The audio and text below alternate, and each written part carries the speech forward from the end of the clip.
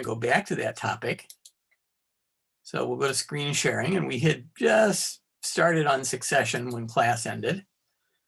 And we'll go back from the beginning because I'm not sure how coherent my explanation was. I think I was stumbling way too much. So let's look at secondary succession first. So in secondary succession, we have some kind of disturbance. And disturbances are usually physical things, but they could be biological things like the introduction of a species from another country that doesn't have predators, or that is a predator and can feast on everything because it doesn't have any population controls. So when we look at the pioneer species, these are the species that move in first after a disturbance. And there's a lot of characteristics that we can associate with them. If we go back to some of our discussions of population a few days ago, these are usually our selected species. In other words, species that have very high reproductive rates. Species that disperse or spread very easily. They're often relatively small, fast growing. Think of something like the seeds that a dandelion puts out. They spread easily to a new location. When they spread to a new location, they can start growing very quickly. They can go through a generation. A dandelion, if you measure the underground root, when we have a nice hard rain, a dandelion can actually grow about 10 inches in a single day. That's amazing. So think of those little dandelion stalks that you sometimes see that are really tall, that are bent over. All that growth can happen in a good day if there's a heavy rain. So when we look at pioneer species, they're things that can spread to new areas quickly. They're things that can start growing quickly. They can reproduce quickly, but they create conditions where they can be outcompeted by other organisms. And that's really the key to succession. When we look at succession until we get to the climax community at the end, all the steps are really temporary. And this is because in all the steps before we get to the climax community, organisms create conditions where somebody else can come in and outcompete them. So remember the other day we said competition is really probably the most important factor in population control. So in all the communities up to the climax community, what happens is when organisms move into an area, they create conditions where something else comes in and competitive exclusion happens. They're eliminated from the area by the very conditions they created. For instance, if we look at this part of Illinois, if you look at an old farm field that gets abandoned, one of the things that happens is after we have grasses and small plants like dandelions take over the old farm field, then some smaller shrubs come in like that barberry bush that the Puccinia fungus that we talked about earlier lives on. And eventually conifer trees start growing. Now, most conifers grow well in an environment that's very sunny. So they do well in a field that's just been abandoned by farmers because there's a lot of open space. The problem is, since conifers grow well in a shady environment, as the conifer forest starts to grow and develop and thicken, most of the ground is covered with shade. And since conifers don't grow well in the shade, that means conifer seedlings don't necessarily grow well right underneath the parent trees. So what starts growing under the conifers? Deciduous trees, trees that lose their leaves. So in this part of the world, that's oak trees and hickory trees and beech trees and maple trees, things like that. And these trees start to grow. They're relatively small when there are conifers towering over them. But what happens every once in a while? A conifer gets hit by lightning, or we have really high winds and trees get torn up by their roots. And when some of the big conifer trees die, and maybe they just die eventually of old age or of an insect infestation, When the conifers die, what's there? What are the little trees waiting to replace them? Deciduous trees. So in this part of the world, the climax community is what's sometimes called the oak beech or the oak hickory forest. And these are deciduous trees. And every once in a while there's a conifer, but mostly deciduous trees. Now notice as succession progresses, we can see several different factors that change.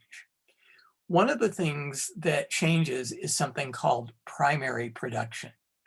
And primary production really just refers to how much organic material do the plants make by photosynthesis. Technically, it could be something other than plants, but if we're talking about a terrestrial environment, it's usually plants.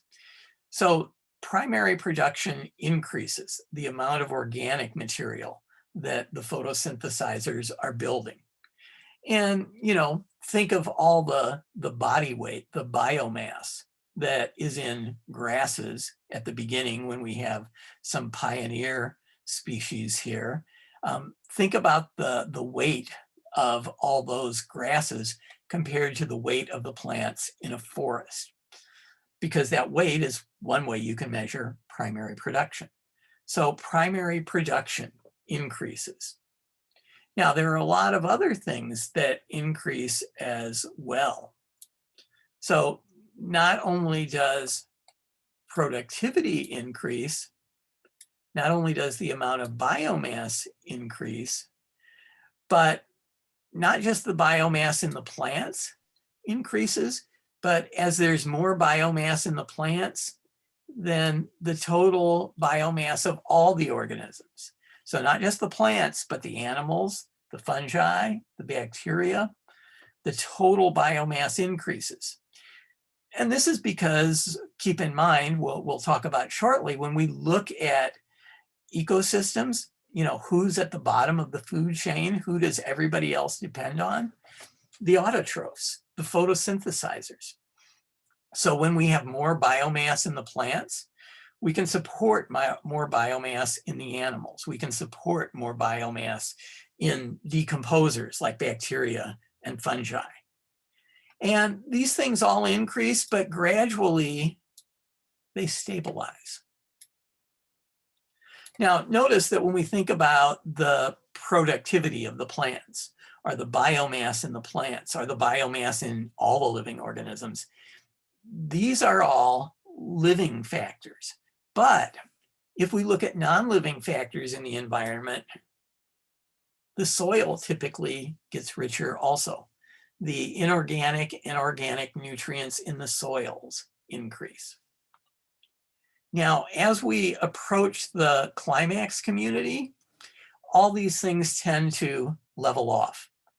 The increase stops, and the levels of biomass, productivity, the nutrients in the soil, all of these stabilize, and they don't change much. And this is one of the things that makes a climax community a climax community. A climax community creates conditions where the organisms in that community can't really be outcompeted. So it's a stable community that, at least theoretically, could last forever. So in this part of the country, the climax community is this oak, beech, hickory forest. Why? Well, these are all trees that grow well in the shade. So when they drop their seeds, the seeds start growing and form small trees. When a big tree gets uprooted or dies of old age or dies of insect parasitism, what's left to take its place? Another oak tree, another hickory tree, another beech tree. So this forest is relatively stable over time. Now, keep in mind that we only get to the climax community if we don't have another disturbance somewhere along this pathway. And in some environments, there are so many disturbances, the disturbances are so frequent, we never get to a climax community.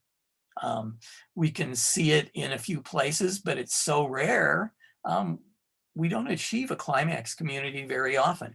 So for this reason, some ecologists don't even like to talk about succession because they say we never get to that climax community, so this whole concept is meaningless. The problem is it does happen occasionally, and even when the community doesn't necessarily progress to the climax community, the community does go through very predictable changes over time. If we look at what happens after a fire, we always have small annual plants and grasses come in first before the large trees come in. So to say that we can't talk about it because most of the time we don't get to a climax community really ignores what's happening, at least for part of this time. But there are a lot of communities where disturbances are so frequent that, yeah, we never get to the end of the line. We get 3/4 of the way there, and then we start over again. So when we look at this, what type of disturbances can we have? Well, if you look at North America, some disturbances that have been caused by living organisms have occurred when a disease called Dutch elm disease reached the United States. It was native to Europe and came over with some European settlers, like a lot of other things. And as you might guess, Dutch elm disease affects elm trees, and it killed a large number of elm trees, which were some of the most common trees in the forests in North America. There's another plant disease called chestnut blight that wiped out most of the chestnut trees.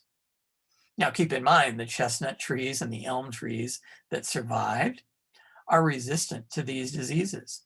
So this means the chestnuts and elms that are found in the forest now are resistant to these diseases, and it's usually a genetic resistance. So when they reproduce, they do make offspring that are also genetically resistant. So we would expect elm trees and chestnut trees to gradually become more common in the forests again. But keep in mind, trees can live hundreds of years. So this can be a very slow, gradual process. Now, besides things like living organisms that disrupt an environment, we can also have non-living factors, abiotic factors that are important. This particular diagram shows a fire. Think of all the forest fires that you hear about, particularly in the Western United States or in Australia as well. These forest fires destroy a lot of the trees, and then grasses come back. Sometimes the grasses aren't completely killed. One difference between monocots and dicots that we didn't talk about when we discuss plants is if we look at dicots, like the trees over here on the right of this chart, most dicots, the apical meristem for the stem is above ground. So this means that if a forest fire comes through here and burns these trees, it destroys the apical meristem. So these plants can't regrow. But most monocots, like grasses, the apical meristem for the stem is actually below ground. So depending on how severe the fire is, the grass's apical meristem may survive. So as a result, they can regrow very quickly. Since the apical meristem is still there, as soon as conditions are good, they start growing again. Whereas for the dicots, seeds have to blow into the area or be carried there by an animal, depending on how they disperse. Now, sometimes when we look at abiotic disturbances caused by non-living factors, they lead to more than secondary succession. They can lead to something that we refer to as primary succession. So let's look first. Here's an example of an ecosystem where primary succession occurred. Now, this is what the area around Mount St. Helens looked like in the early 1980s. Mount St. Helens, well, you can tell by the name, is a mountain out there, but it's a volcanic mountain. And when it erupted, a field of ash and lava and volcanic products covered numerous square miles out in the state of Washington. And most of the plants that were in this area were either burned by the volcanic products that were produced and killed, and that applied in this case even to the monocots, or they were covered in layers of ash and lava several feet thick. Well, if the ash and lava are several feet thick, the plants couldn't grow through it. So literally, this volcanic eruption destroyed all the living organisms in this area. And when all the living organisms are destroyed, not just a few, when all of them are destroyed, this leads to something called primary succession. The example of the forest fire we were looking at before, where only some of the living things are killed, that's secondary succession. So when we look at this, what we see is this can be very similar to secondary succession, except if we look at our pioneer species are colonizing an environment that's basically bare rock or sand, or lava is a type of rock, but it could be volcanic ash. So there are no living things there. So in primary succession, often the first thing that we can notice growing, for instance, this was observed in Mount St. Helens area after the volcano erupted, were lichens. Now remember that lichens are a mutualistic relationship between a fungus and an alga. Sometimes a cyanobacteria, remember they're photosynthetic, sometimes a green algae. And so lichens are photosynthetic. Basically the photosynthesizing algae share the products of photosynthesis with the lichens. Fungi are very good at absorbing their nutrients. So fungi absorb water and minerals and make them available to the algae. So a nice cooperative arrangement. Now fungi are so good at absorbing materials that lichens can grow on bare rock, because when it rains, some of the minerals in the rock dissolve in that rainwater. They form ions, depending what type of rocks or what type of minerals are in the rocks. You might get calcium ions, sodium, potassium, phosphate, nitrite, nitrate, all sorts of possibilities. These can be absorbed by the fungal partner of the lichen, and then it hands them over to the algae partner, which uses them in photosynthesis and then builds proteins, carbohydrates, lipids, nucleic acids, all the types of organic materials from that. Now, notice that other than the fact that we start out with a completely bare environment, primary succession is very similar to secondary succession. The other main thing we can typically see is if you look at this kind of brown layer in here, this represents the soil. And notice that the soil tends to become much thicker during primary succession, because when we start out, we have bare rocks. But as these lichens are attached to the rocks, and as they absorb some of the minerals from the rocks, sometimes small chips of the rocks break off. So we start to form soil. As the lichens' bodies die, that organic material is one of the components of the soil. So the soil tends to get much thicker during primary succession. Notice we don't have to have a disturbance technically to have primary succession. It doesn't happen very often, but we have 3 or 4 very well documented cases of areas where underwater volcanoes have erupted, and they've erupted enough that gradually they produced new islands. And when they produce these new islands and land organisms start growing on these new islands, that would be another example of primary succession. Now, one of the proposals that's been suggested is that one way to make Mars habitable by people would be to send to Mars containers with blue-green algae in them, because blue-green algae carry out photosynthesis. Blue-green algae are also called cyanobacteria. And when they carry out photosynthesis, they put oxygen into the atmosphere. And bacteria, compared to most other organisms, are very tolerant of UV light and solar radiation and extremes in temperature, some things that are found in the Martian environment. So there are actually some scientific proposals written about how to give Mars an atmosphere that would be breathable by humans. Because right now, Mars has very little atmosphere. Most of it has escaped. When we look at succession, as I say, some ecologists deny that it happens, but we can actually observe it when we look at nature. So we just have to keep in mind when we observe succession that, if you're in an environment where the disturbance is flooding, in some parts of the world, floods happen often enough that they constantly reset the succession clock, so to speak. So you might get to the intermediate species and there might be another volcanic eruption and you go back to the lichens and the other pioneer species.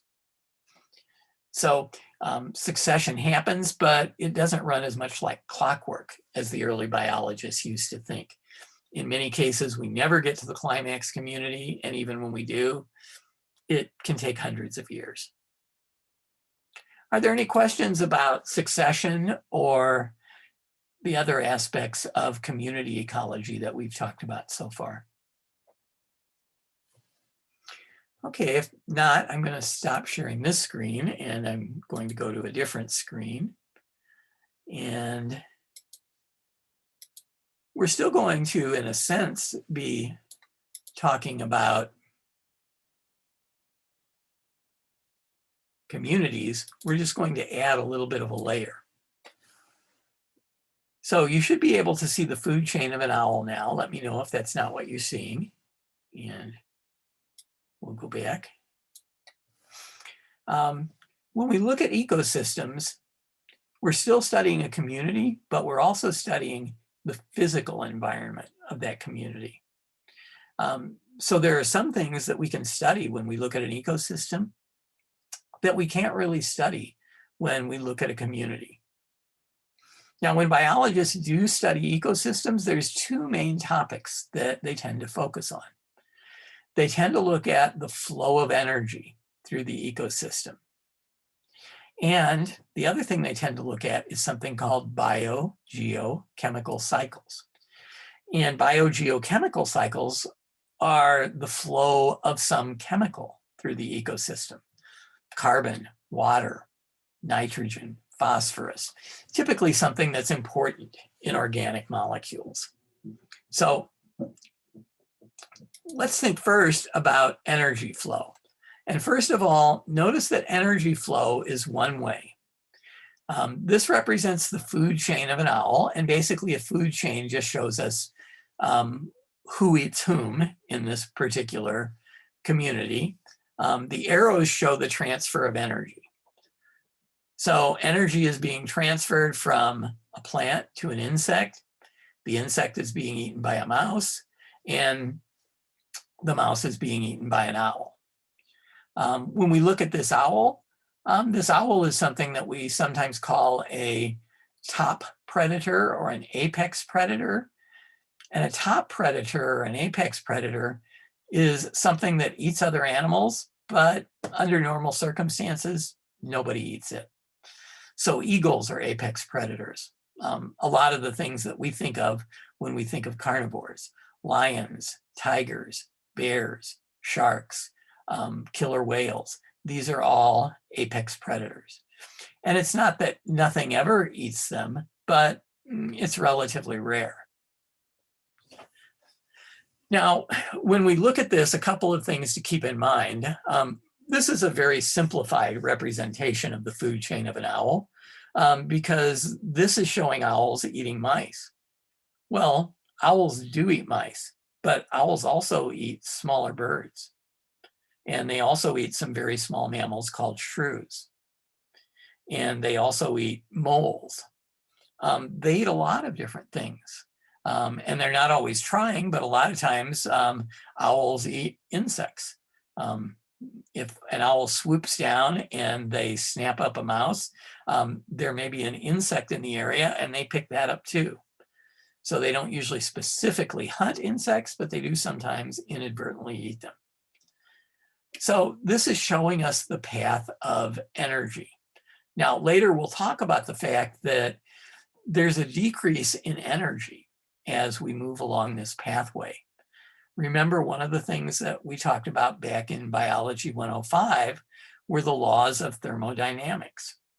And remember, one of the laws of thermodynamics says that when you change energy from one form to another form, so when you change energy from the compounds in a plant to the compounds in an insect, or the compounds in an insect to the compounds in a mouse, when you change the form of energy, it's never 100% efficient. There's always some energy that's wasted or lost to the system. So there's actually the most energy when we look at a food chain is in the plants, or what we usually call the producers. Now, things that eat the plants are called primary consumers. They're the first consumers. So they're primary consumers, or we also call them herbivores. Things that eat herbivores are called carnivores or secondary consumers. Now, this has our mouse labeled as an omnivore, and that's because, remember, I said this was a simplification. Mice eat insects. When a mouse eats an insect, that mouse is a secondary consumer, or a carnivore if you prefer. We usually only use carnivores with mammals, but technically it's a carnivore. But mice also eat plants. So mice also act as herbivores, are primary consumers. So an omnivore is just an animal that eats at different levels. So people are omnivores, for instance, unless you're a strict vegetarian, because people eat some meat and animal products. So when you eat some meat or animal products, if you drink milk, if you eat an egg, if you have yogurt, those are all animal products. So you're acting as a carnivore or a secondary consumer. If you eat plant material, a salad, then you're acting as a primary consumer, a herbivore. Besides mice and people, there are some animals like raccoons and possums and bears and foxes that are also omnivores. But in general, if we look at nature, most animals are either herbivores or carnivores. They either eat plants or they eat meat.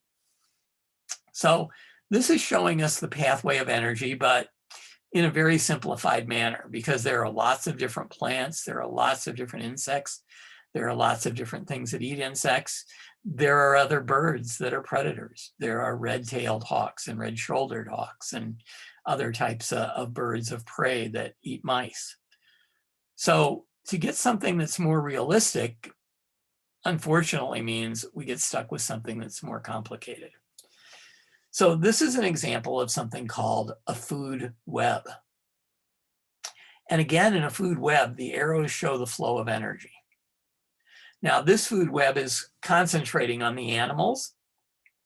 So notice it's still simpler than it could be in the sense that down here at the bottom where it says plants, flowers, nuts, seeds, fruit, insects, we could list different types of plants. And really, insects are probably an intermediate stage because these organisms do eat some insects, but insects probably would be best not to group them with plants. But notice the crisscrossing of lines here. Now, this is the type of food web that we might see in the eastern United States or the western United States prior to the arrival of Europeans here. So when we look at this, notice that we have a lot of animals that eat as primary consumers. We have a lot of secondary consumers. We have a lot of carnivores, our tertiary consumers. And if we look, notice that some organisms, if we look at some of these, we have lines where several organisms eat frogs. You can see lines going from frogs to several of the secondary consumers. And we also have multiple lines coming into each secondary consumer, like ravens. If we look, there are 4 lines coming into ravens. So this is more realistic, but it's also much more complicated to try to figure out what's going on. So this is why, in many cases, ecologists just look at a good old food chain. It's a little too simple to be realistic, but on the other hand, it's also simple enough, it's understandable. So from this point of view, this is a much better representation of all the different organisms that eat each other in an environment.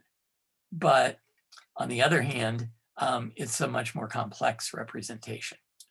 So notice we have primary consumers, we have secondary, we have tertiary, and in some environments we have what are called quaternary consumers.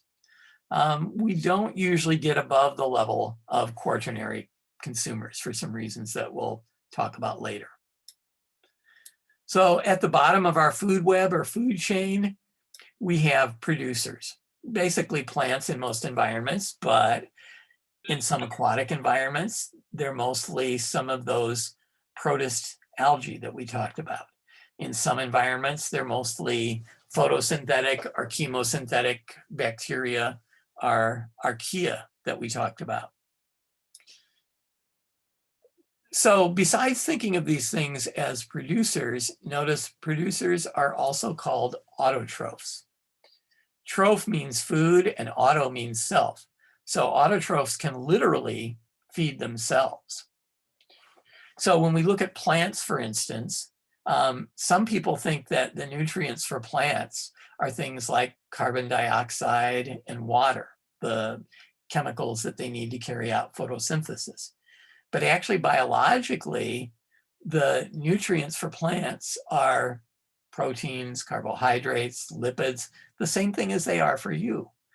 The difference is autotrophs can make proteins, carbohydrates, and lipids from chemicals like carbon dioxide and water that are not considered to be organic chemicals. So they can make organic biomolecules from inorganic reactants. On the other hand, us and a lot of other organisms are heterotrophs. And heterotrophs eat autotrophs. Or if you don't eat autotrophs, you eat something else that ate an autotroph. If you eat an autotroph directly, you're an herbivore, or you're a primary consumer, or for a person, if that's all you eat, we might call you a vegetarian. But if we look at other heterotrophs, you could eat a primary consumer. Then you're a secondary consumer, and we might call you a carnivore. Usually we only use carnivores if you're eating mammals. So if you're eating mussels or octopus or beetles or something like that, we don't usually call you a carnivore. We do call you a predator maybe, but not a carnivore. So notice that you either eat plants directly or you eat plants indirectly. If you're the opposite of a vegetarian and you only eat McDonald's hamburgers, that cow that's in that hamburger ate a plant. So you're eating grass indirectly. So one way or another, all the organic molecules in our bodies come from plants. All the energy that we use comes from plants. So we need to keep that in mind. Now, I know we haven't had anatomy yet in this class, but when you think about all the organic molecules in our body come from plants, keep in mind it's not a direct transition. If you eat a plant and that plant has some protein in it, in your digestive system, you break that protein down to amino acids. And then the amino acids are what enters your body. If that plant contains some carbohydrates, you break the plant down to monosaccharides, and then those monosaccharides are what enters your body. If the plant has some lipids, you break them down into monoglycerides and fatty acids, and that is what enters your body. So notice you don't have a molecule in your body that came straight from a plant, but you use the molecules in that plant to build the molecules of your body. When I say your molecules came from a plant, it's not a direct transition. And the same thing is true if you eat animals. If you're a cannibal and you have another person for lunch after class, even if their molecules are the same as yours, any proteins that you eat from that person, you would break down into amino acids. That's what you absorb into your body. So keep in mind, you can only absorb very, very, very simple organic molecules. And when we talk about people who have digestive problems like lactose intolerance, if you remember, lactose is a disaccharide. It's made from 2 monosaccharides. People who have lactose intolerance can't break lactose down into 2 monosaccharides. So as a result, they get diarrhea, they get gas, they get bloating, they feel nauseous. And that's because they can't break that down. So if you can't break down some of the food products that you eat, they're going to come out in your feces, and depending what they are, they may cause some problems. Lactose causes a problem because there are bacteria in your digestive system that can break the lactose down. So those bacteria are what produce some of the chemicals that give you diarrhea, bloating, gas. But you can have problems with other food as well. Lactose intolerance just happens to be the most common problem of that sort that we see. So let's look at another way of thinking about the flow of energy through our community, through our ecosystem. And this is something called a biomass pyramid, or it's sometimes called an energy pyramid. And this is because when we look at these sections of our pyramid, we can use 2 different measures to represent the size of this. This particular pyramid is an energy pyramid. Notice that what it's using is kilocalories. We just usually call them calories, but in the metric system, technically they're kilocalories. So kilocalories are a measure of energy. So we could measure the amount of energy in organisms at each level, and we could plot that. Now, we could also measure the amount of biomass, and biomass is how much weight is in the organisms in each category. For biomass to be accurate, technically it has to be dry weight. We have to evaporate the water because if we're counting the water that's in organisms' bodies, that can lead to some problems.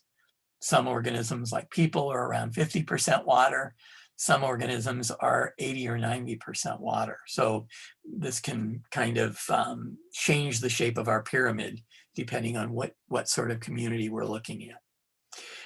Now, notice that if we look at the area of these little sections of the pyramid,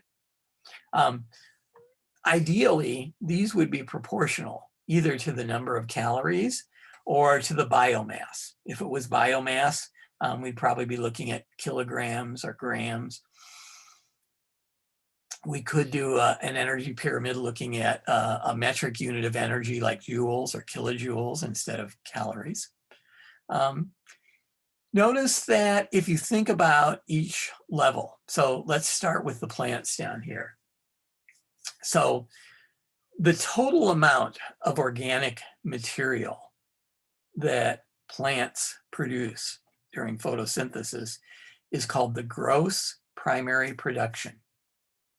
So Gross refers to the fact, think about it, if you have a paycheck and it shows your gross income versus your net income. Your gross income is how much you got paid.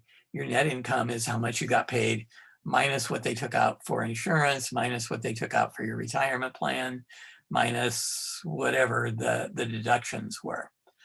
And then what's left, that's your net pay. So the gross primary production is how much organic material the plants or the other types of producers in this community made. The net primary production is what's left over to build their bodies. Because if you think about plants, remember that in 105, we focused on photosynthesis in plants, but we said that plants also carry out aerobic cell respiration. So if you think about plants making glucose during photosynthesis, you have to remember that they also burn or oxidize some of that glucose during aerobic cell respiration. So if you just thought of everything that the plants made from photosynthesis as being glucose, gross primary production is how much glucose did they make. Net primary production would be how much glucose did the plants make minus how much did they use for aerobic cell respiration. So because of that, notice all the energy that the plants capture from sunlight isn't available to the primary consumers, to the herbivores. Why? Because they've already used some of it for aerobic cell respiration. Now there's another problem. If you think about it, when you look at a bush or a tree that has had a lot of insects eating it, or even a small plant like a tomato, most of the leaves might be gone on a little tomato plant, but usually most of the stem is still there. And if you would dig it up underground, probably most of the roots are still there. When animals that are herbivores and eat plants actually eat the plants, they usually don't eat all parts of the plant. Think about the wood in a tree. You might find leaves that have, little bites out of them, but usually most of the wood is untouched. So some of the energy that plants make, they oxidize, they burn up in aerobic cell respiration. Some of the pieces of the plant don't get eaten by the primary consumers. So as a result, the usual estimate is only about 10% of the energy, or 10% of the mass, whichever way you want to look at it, gets transferred from one level in our energy or biomass pyramid to the next level above it. So they're using exactly 10% here. When we study real communities, it never comes out to exactly 10%. Sometimes it's as high as 40, 45, almost 50%.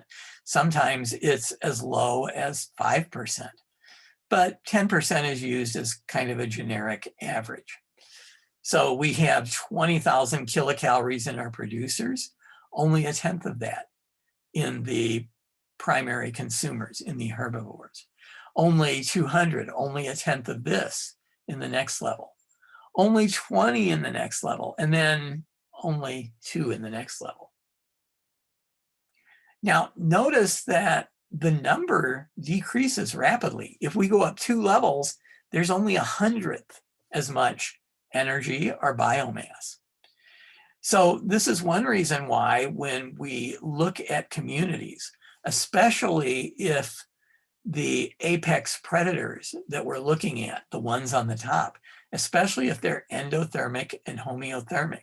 So if they're animals like birds or mammals, things that we traditionally call warm-blooded, that we said we weren't going to refer to as warm-blooded anymore, they're endothermic and homeothermic.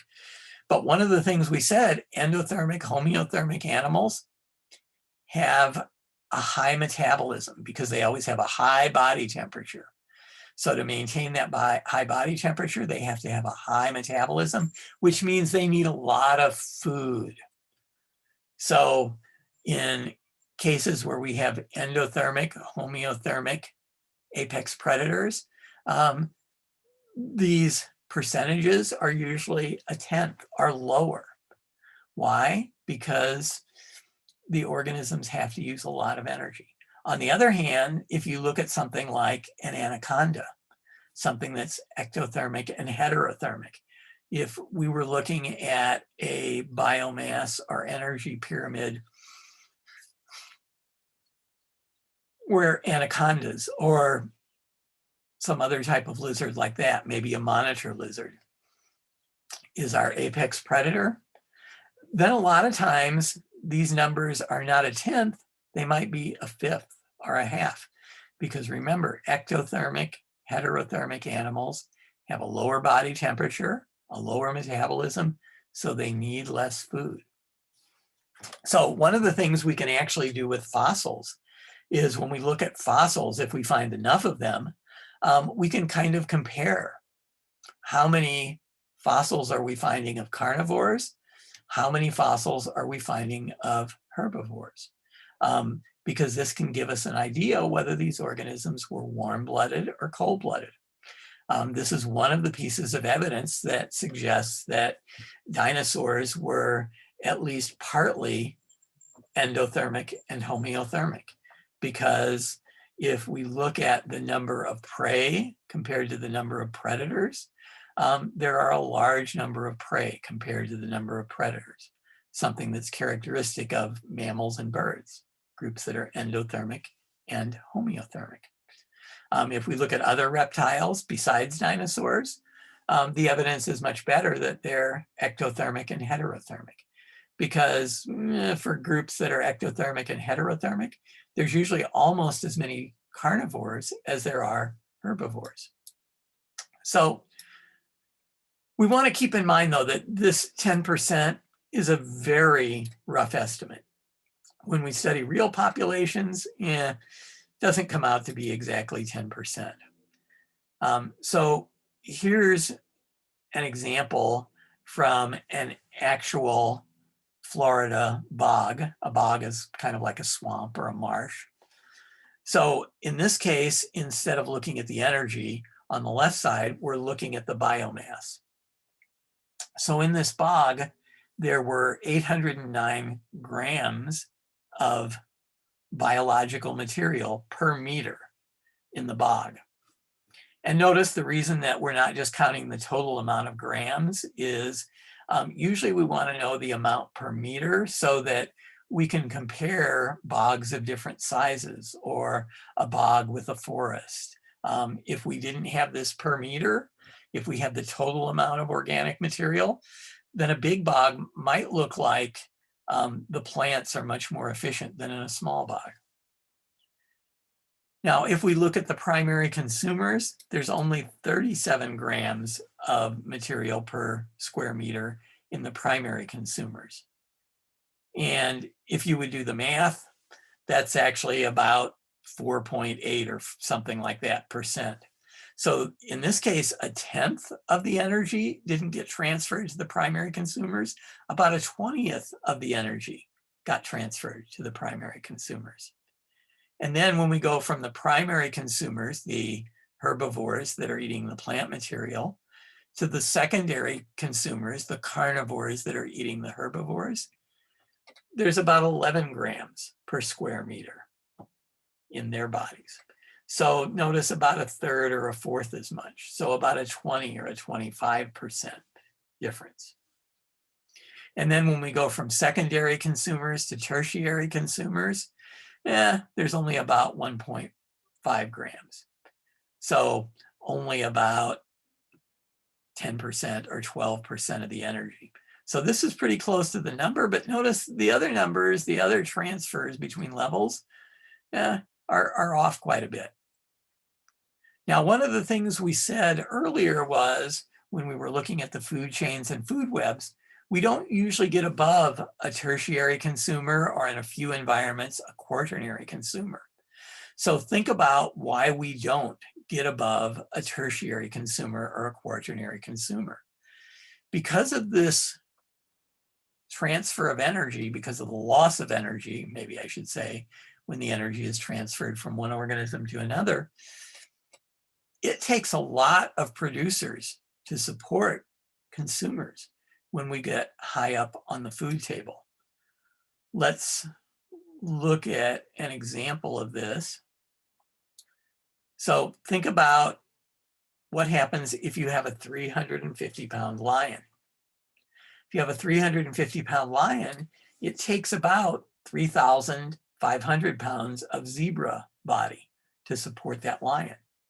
It takes about 35,000 pounds of grass to support those zebras.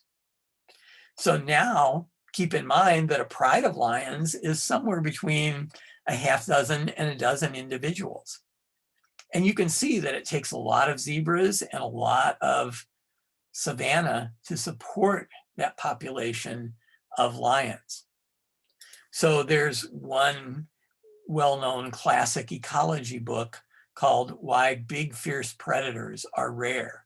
So why are big fierce predators rare? Because if you're a big fierce predator, if your body is big, it takes a lot of infrastructure to support you. So you can't have a lot of predators. So some of these movies like Jurassic Park, where half of the dinosaurs tend to be these carnivores that are going to eat the visitors, there wouldn't be enough herbivores for them to survive on under normal circumstances. If you're talking about one of the scenes in Jurassic Park where they feed the velociraptors a goat, that's not going to hack it. You're going to be feeding them several goats every day, probably a goat for each velociraptor. So, you know, one of the things you've heard me say before, and I'll say again, you know, science fiction movies are a lot more fiction than science, unfortunately. So when we look at this flow of energy, what we see is that the flow of energy is one way. Now notice there's two things that most of our diagrams don't show here. I want to go back to the one above, to our biomass pyramid above, because it does. Notice that if we think about it, you know, here's that heat being given off. Remember, I said no transfer of energy is ever 100% efficient. The energy that's wasted is usually given off as heat. But notice we have a group of organisms over here off the pyramid. These are the decomposers. We can't really put the decomposers anywhere on our pyramid because for all these living organisms at any level, when they die, part of their biomass, part of their energy is actually taken in by decomposers. We said nothing eats our apex predators, but when they die, they are eaten by decomposers. But the decomposers also eat parts of the plant when the plant dies.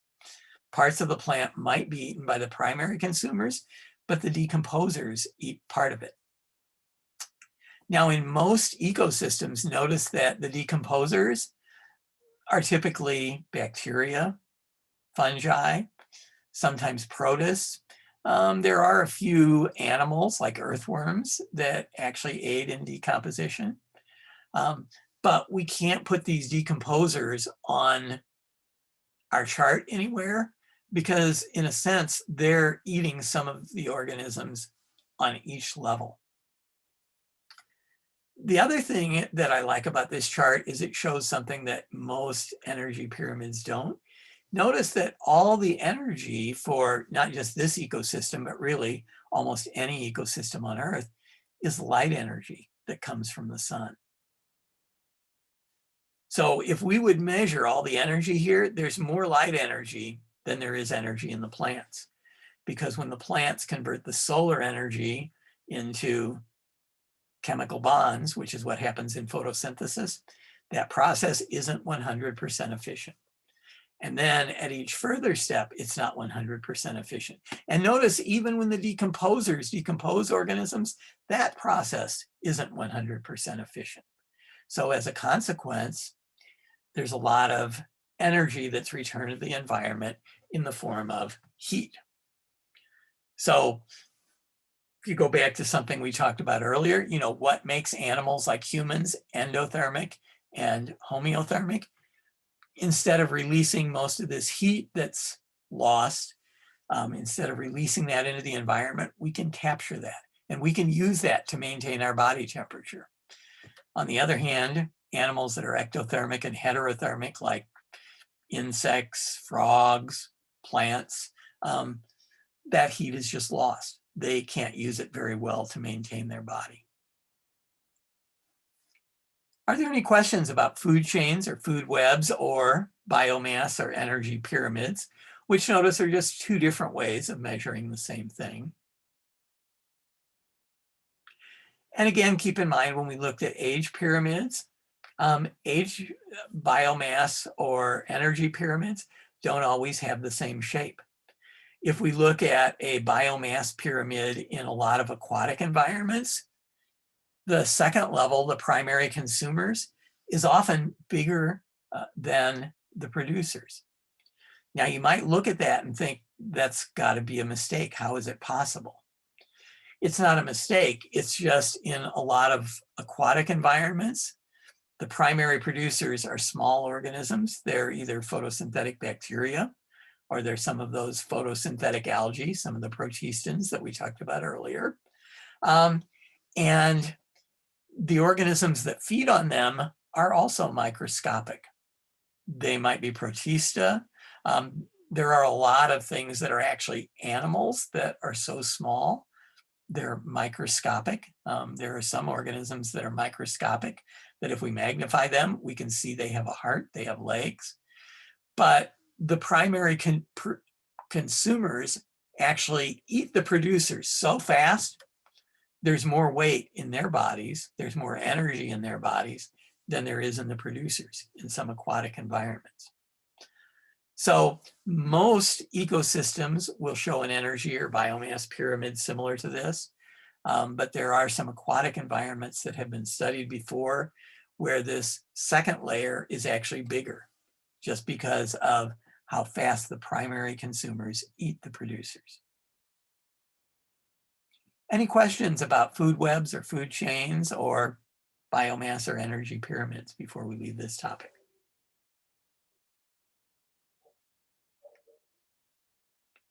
Okay, well, I will let you go for today and I will see you tomorrow. Before you leave, keep in mind that some people forgot to turn in the population problems yesterday. So they were hidden for a while. I didn't have them visible. So I won't penalize you for turning them in, but turn them in by this evening. If you forgot to turn them in by midnight yesterday, turn them in by midnight today, please. The other thing is, which we'll talk about in more detail, but keep in mind, check your average sometime soon. Next Monday is the last day to withdraw from classes. If you're unhappy with your current grade, I always tell people the best way to predict what will happen the rest of the semester is to look at what your average is now. It could go up or down, especially if you're in the borderline. But for most people, you know, if your average is between 70 and 80, you see right now, it'll probably be between 70 and 80 when class is over. I will send you a reminder and kind of give you an idea of how you can calculate what you need to do to change your average. I'll do that Friday. And then if you want to talk to me about, you know, is it possible I can get a whatever, an A or a B or a C, whatever your grade is now, we can either exchange some emails or set up a Zoom meeting over the weekend. But for now, I will let you go. So I will see you tomorrow. And don't forget to do the population number questions if you haven't done those yet. All right, have a good day. You too. Bye-bye.